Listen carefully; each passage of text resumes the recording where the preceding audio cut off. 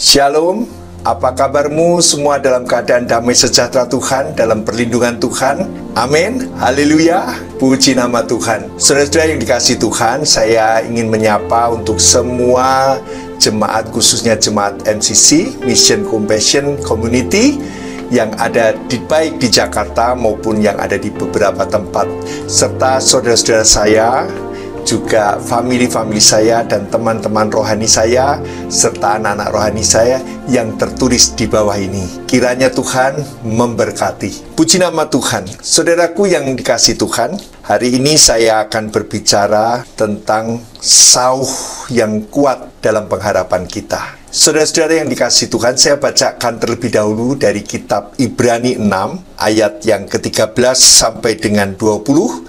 Begini firman Tuhan. Sebab ketika Allah memberikan janjinya kepada Abraham, ia bersumpah demi dirinya sendiri, karena tidak ada orang yang lebih tinggi daripadanya. Katanya, sesungguhnya aku akan memberkati engkau berlimpah-limpah dan akan membuat engkau sangat banyak. Abraham menanti dengan sabar, dan dengan demikian ia memperoleh apa yang dijanjikan kepadanya. Sebab manusia bersumpah demi orang yang lebih tinggi, dan sumpah itu menjadi suatu pengokohan baginya yang mengakhiri segala bantahan. Karena itu, untuk lebih meyakinkan mereka yang berhak menerima janji itu akan kepastian putusannya, Allah telah mengikat dirinya dengan sumpah. Ayatnya yang ke-18, supaya oleh dua kenyataan yang tidak berubah-ubah tentang mana Allah tidak mungkin berdusta, kita yang mencari perlindungan beroleh dorongan yang kuat untuk menjangkau pengharapan yang terletak di depan kita. Pengharapan itu adalah sauh yang kuat dan aman bagi jiwa kita, yang telah dilabuhkan sampai ke belakang tabir, di mana Yesus telah masuk sebagai perintis bagi kita ketika ia menurut peraturan Melkisedek menjadi imam besar sampai selama-lamanya. Saudaraku, dalam ayat ini bahwa Tuhan katakan bersumpah demi dirinya sendiri. Saudara, hal yang paling penting di sini kita akan melihat bagaimana kekuatan janji Tuhan yang akan dinyatakan bagi orang percaya. Saudaraku, kalau kata dari karat berit yang artinya memotong perjanjian, artinya Tuhan memberikan kekuatan janjinya yang sungguh-sungguh secara khusus kepada orang percaya. Saudara, yang menjadi ayat nats kita adalah ayatnya yang ke-18 dan ke-19. Supaya oleh dua kenyataan yang tidak berubah-ubah tentang mana Allah tidak mungkin berdusta, kita yang mencari perlindungan beroleh dorongan yang kuat untuk menjangkau pengharapan yang terletak di depan kita. Saudaraku, bahwa Allah tidak mungkin berdusta. Ketika Allah berjanji melalui firman-Nya, Dia akan menggenapi firman-Nya buat orang percaya. Dan kita sebagai orang percaya yang senantiasa mencari perlindungan, seperti dalam ayat 18, mencari perlindungan beroleh dorongan yang kuat untuk menjangkau pengharapan yang terletak di depan kita. Saudaraku, kita mencari perlindungan. Kita senantiasa mencari perlindungan, dan sementara Allah menjanjikan janjinya dengan tidak berdusta. Saudaraku, saya pernah naik sebuah kapal dan melewati Laut Banda, saudaraku. Laut Banda ini adalah kedalamannya 7.000 meter, merupakan laut terdalam di Indonesia. Dan saya melewati palung yang terdalam itu. Dan pada waktu saya di atas Laut Banda itu, saya menaikkan doa, minta Tuhan menolong supaya setiap kapal yang lewat di atasnya diberikan keselamatan oleh Tuhan. Saudara, ketika saya berbicara menggambarkan tentang melewati Laut Banda ini yang 7.000 meter dalamnya, saya membayangkan bagaimana ketika sebuah kapal harus melewatinya. Jika ada bahaya, jangkarnya, sauhnya itu masuk ke dalam. Kalau 7.000 meter itu sangat dalam, saudaraku. Saudara, sauh atau jangkar itu disiapkan itu ada 4, saudara. Di belakang kanan kiri, di depan kanan kiri. Dan sauh yang ditenggelamkan itu dia akan masuk sampai ke dasar laut dan di situ dia akan berhenti pada dataran itu, dan itu akan mengikat. Kalau saudara melihat di sini, di dalam ayat ini saudaraku, dikatakan bahwa kita yang mencari perlindungan, itu digambarkan adalah ada satu dorongan yang kuat untuk menjangkau pengharapan yang terletak di depan kita. Kita yang mencari perlindungan.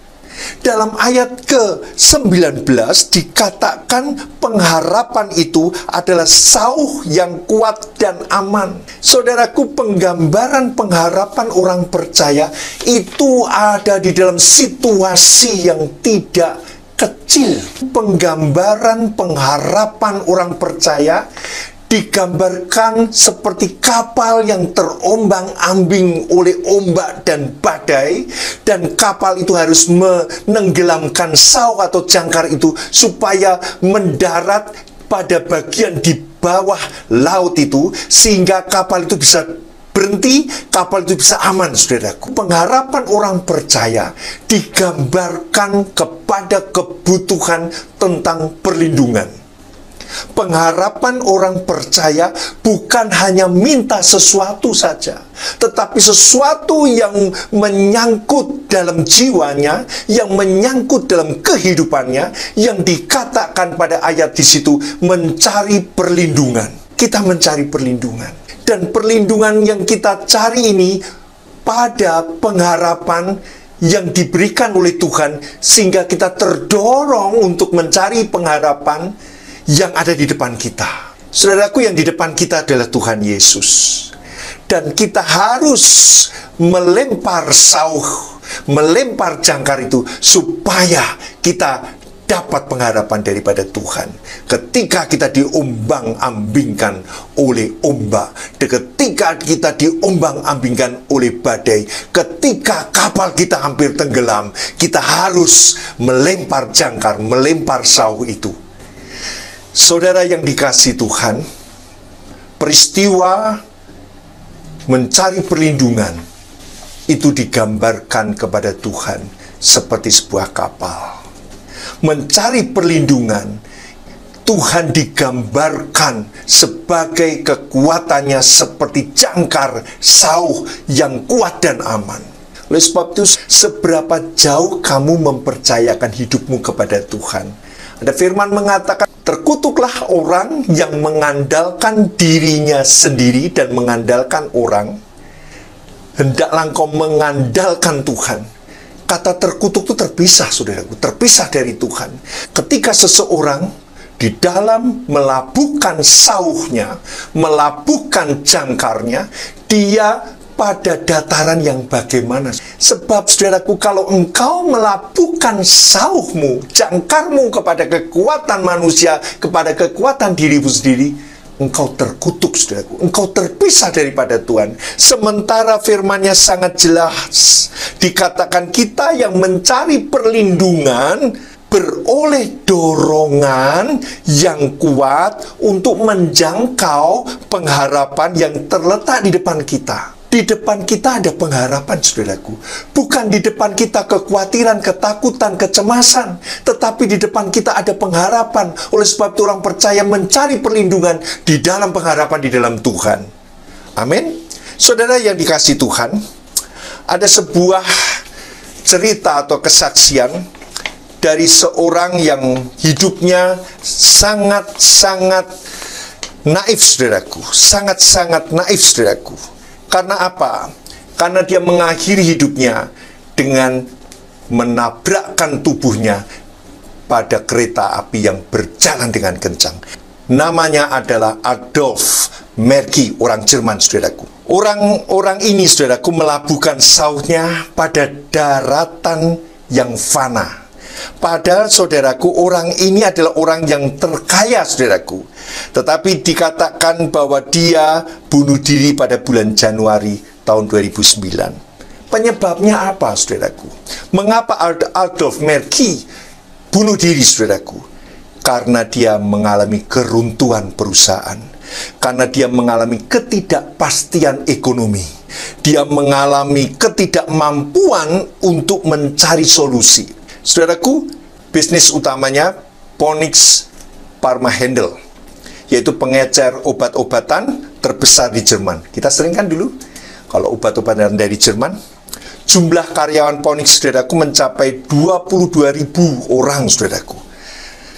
Dengan penjualan tahunan sebesar 21,6 miliar euro atau 316,7 triliun setiap tahun. Selain itu, dia juga produsen semen terbesar di Jerman melalui Heidelberg Semen, saudaraku, yang memiliki 68.000 karyawan.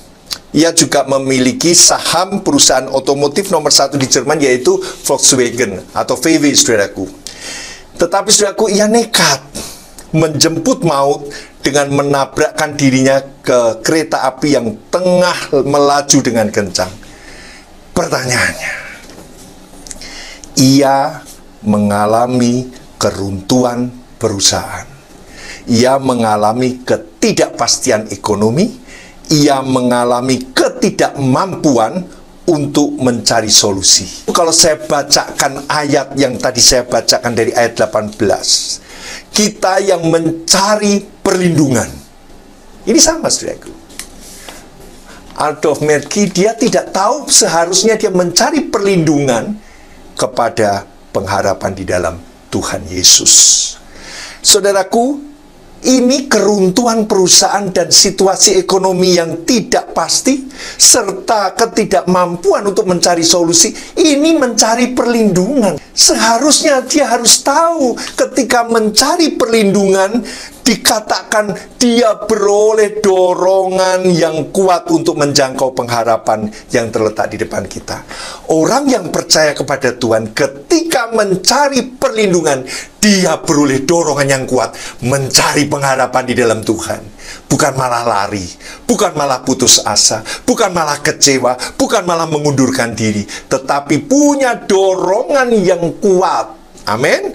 Ayat ini mengatakan ketika orang mencari perlindungan, mempunyai dorongan yang kuat untuk menjangkau pengharapan yang terletak di depan kita.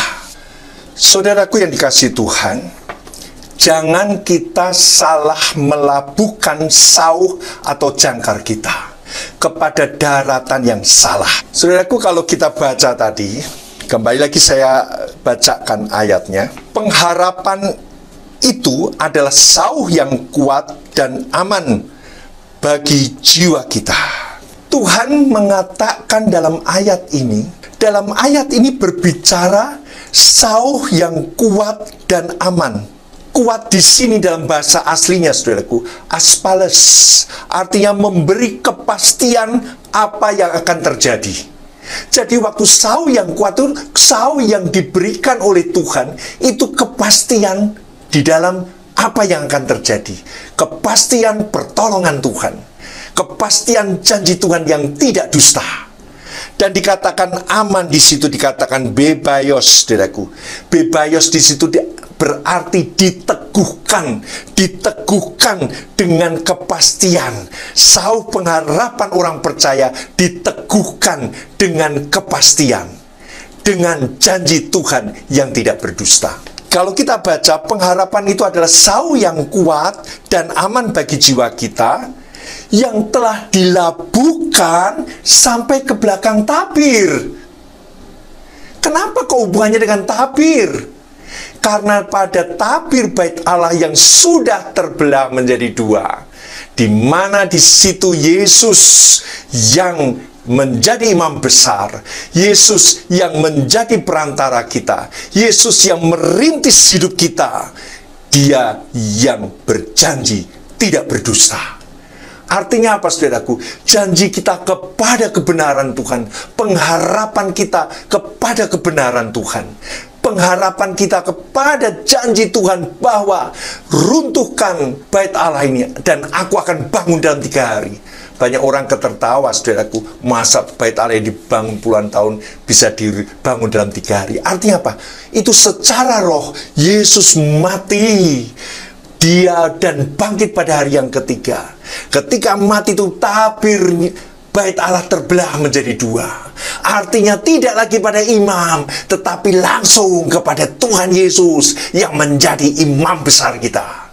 yang menjawab, yang bicara kepada Bapa di surga, dan yang memberikan karena kita percaya kepada namanya. Labuhkan sau itu sampai ke belakang tabir. Labuhkan sau itu sampai engkau bertemu dengan Tuhan. Seperti Abraham. Ketika Abraham menerima janji Tuhan, Allah mengikat dengan sumpah terhadap dirinya sendiri bahwa ia akan memberkati. Amin.